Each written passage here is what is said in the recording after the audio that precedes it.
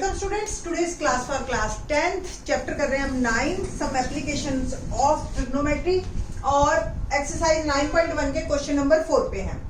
क्या है question number 4? Let's सी।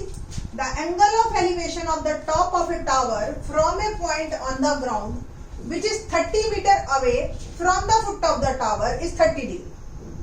अगर हम एंगल ऑफ एलिवेशन, ये तो क्लियर है कि नीचे से ऊपर देख रहे हैं, of the top of a tower, let AB is a tower, और ये पॉइंट है from a point, C is a point on the ground which is 30 meter away from the foot of the tower। ये foot of the tower है और ये C point है, ये 30 metre away है और एंगल जो है वो 30 डिग्री बन रहा है। We have to find the height of the tower। ठीक है जी। तो सॉल्यूशन में हम लिखेंगे let AB is a tower having height is equal to h meter। C is a point according to question AC is 30 meter। In triangle ABC, AB upon AC दिखाई दे रहा है, AB यानी कि P, AC यानी कि base, और P बाय B क्या होता है? tan थीटा, है ना। पंडित बद्री प्रसाद हर हर बोले, सोना चांदी तोले। तो P बाय B tan थीटा। P हमें दे रखा है, हमें निकालना है, दैट इज H जो कि हमने एज्यूम किया।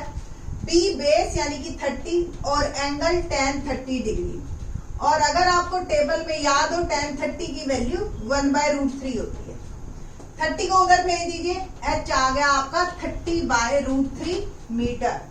और आप इसको सॉल्व करना चाहते हैं तो इसको रैशनलाइजेशन कर दीजिए, √3 से मल्टीप्लाई डिवाइड, 30√3/3, ये 3 से 10 कट गया, 30 कट गया, 10√3 मीटर इज आवर आंसर। और किसी को ज्यादा फर्दर कैलकुलेशन चाहिए तो √3 की वैल्यू 1.73 और 10 से मल्टीप्लाई कीजिए तो 17.3 मीटर बिना टावर पे चढ़े हम जान गए कि ये जो लेंथ है ये 17.3 मीटर है। ठीक है जी। तो इस तरीके से आप टावर की हाइट निकाल सकते हैं। क्वेश्चन नंबर 5 देखते हैं। क्या है question number 5? A kite is flying at a height of 60 metre above the ground. एक काइट है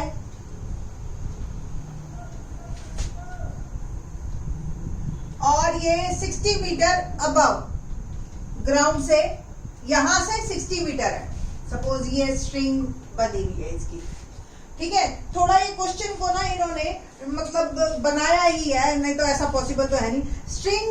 The string attached to the kite is temporarily tied to a point on the ground। एक ground पे एक point है और ये string को temporarily इस पे हमने टाइट कर दिया, बांध दिया।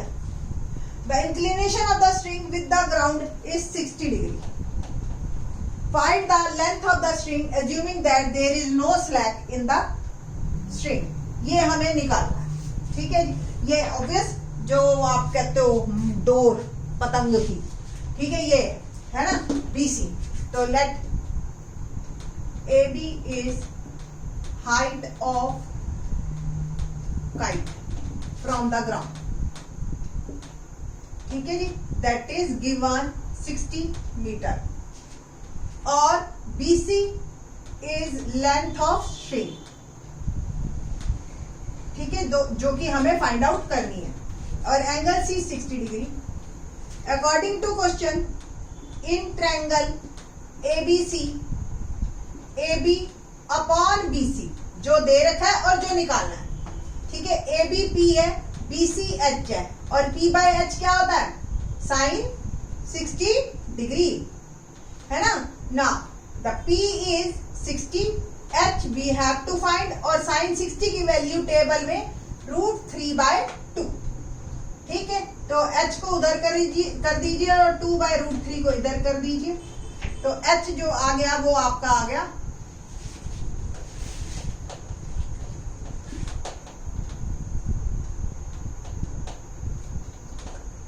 Now the h is 120 upon √3, √3 से मल्टीप्लाई डिवाइड कर दीजिए तो 120 √3 अपॉन 3 और ये कैंसल हो जाएगा। 40 √3 मीटर इज माई आंसर। तो ये मेरा आंसर है 40 √3। यू कैन चेक, पीछे से आप चेक भी कर लीजिए इसका आंसर, ठीक, रूट में ही दे रखा है आपको, तो आपको फिर डेसिमल में ले जाने की जरूरत नहीं है। वैसे तो इस तरह का कोई पॉसिबल ही नहीं है कि पतंग उड़ती रहेगी और आप बांध लेंगे, फिर भी ये क्वेश्चन एक इजी बनाने के पर्पज से किया है ये क्वेश्चन। फिफ्थ क्वेश्चन के बाद सिक्स्थ ऑनवर्ड अभी तक जो भी आपके क्वेश्चन आ रहे थे वो सारे के सारे एक सिंगल ट्रायंगल पे थे। अब जो आएंगे क्वेश्चन वो डबल ट्रायंगल पे होंगे कि एक ही फिगर में दो दो ट्रायंगल्स दे रखे होंगे। Let's see question number 6। Question number 6 देखते हैं क्या है क्वेश्चन। बड़ा ही इंटरेस्टिंग क्वेश्चन है, देखिए। A 1.5 metre tall boy is standing at some distances from a 30 metre tall building. ठीक है, एक बिल्डिंग है, let A B is a building 30 metre, इसकी लेंथ हमें पता है, और एक लड़का है 1.5 मीटर का। 1.5 मीटर ऑलमोस्ट 5 फुट के बराबर होता है, और 5 फुट का लड़का जो है ऑलमोस्ट, आप ये लगा लो एवरेज हाइट 9th 10th का ही बच्चा है वो। ठीक है, और the angle of elevation from the I, obvious कोई भी देखेगा तो अपनी आंखों से देखेगा, और आंखें मतलब टॉप पे होती है, तो वो यहां से देख रहा है, हमने ये मान लिया। ठीक, फाइंड द, और वो देखते हुए पहले उसने जो एंगल है 30 डिग्री उसका बन रहा था, एंगल ऑफ एलिवेशन। ठीक है बेटा जी, और वो बिल्डिंग की तरफ मूव कर रहा है। मूव करते करते वो कहीं यहां आ गया, यहां आते ही अब वो टॉप पे देखा तो उसका एंगल अब 60 डिग्री बनने लग गया। मैंने आपको प्रीवियस लेक्चर में भी बताया था, आपको अपनी लैब में एक क्लिनोमीटर देख रहे होंगे, वो एक राउंड सा है, और उससे जो है आप एंगल देख सकते हो कहीं का भी। ठीक है, तो 30 डिग्री और ये 60 degree. As he walks towards the building, building की तरफ आते हुए। ठीक है, find the distance he walk toward the building, हमें ये डिस्टेंस निकालना है। अगर ए बी बिल्डिंग है पूरी, देखो पूरी बिल्डिंग ए बी, ये बी सी, ये डी पॉइंट, ये ई पॉइंट। ठीक है जी, अगर ये 1.5 है तो ये भी 1.5, अब पूरा 30 था और ये 1.5, तो ये कितना रह गया, 30 में से 1.5 गया 28.5। इसको आप एक्स एज्यूम कर लीजिए, इसको वाई एज्यूम कर लीजिए। ठीक है, तो अब हम क्वेश्चन को मूव करते हैं। लेट्स सी, मैं ये रब कर रही हूं क्योंकि लंबा क्वेश्चन जाएगा।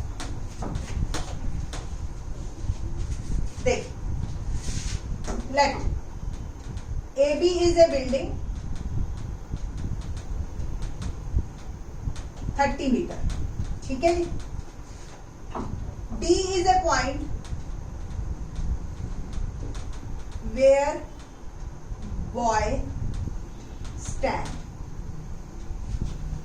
एक्चुअली बॉयज आई जहां है, ठीक है, आंख उसकी जहां है वो डी पॉइंट है। ठीक है, और ई इज ए पॉइंट जहां वो मूव किया, where after E is a point where boy stands after moving towards the building.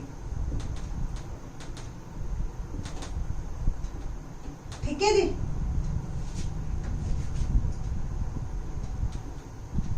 DC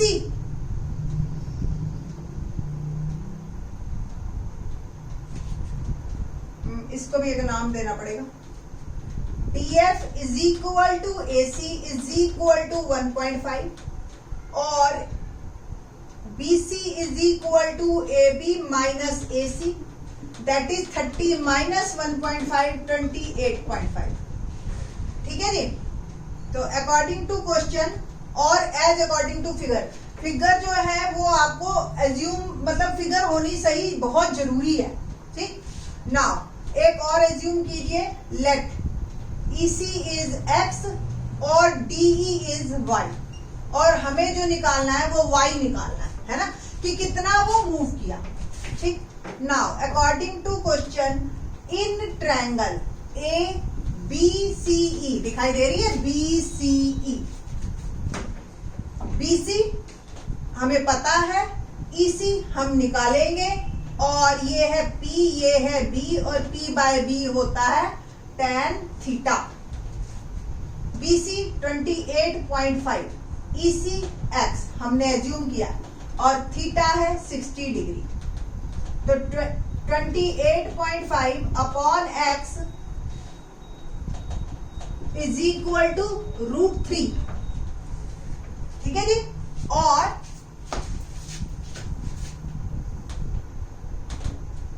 x यहां से √3 को नीचे, और 28.5 बाय √3, बस इसको यही रखेंगे, अभी सॉल्व नहीं करेंगे जल्दी से। हमें तो y निकालना है, y का आंसर देते हुए रूट नहीं हमें आंसर छोड़ना। ठीक है ना, इन ट्रायंगल, अब बड़ी वाली ट्रायंगल लीजिए,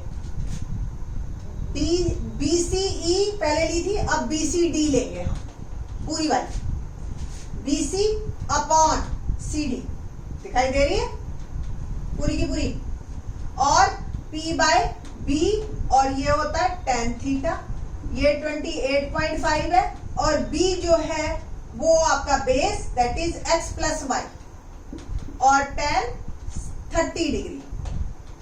ठीक है ना, आगे मूव करते हैं।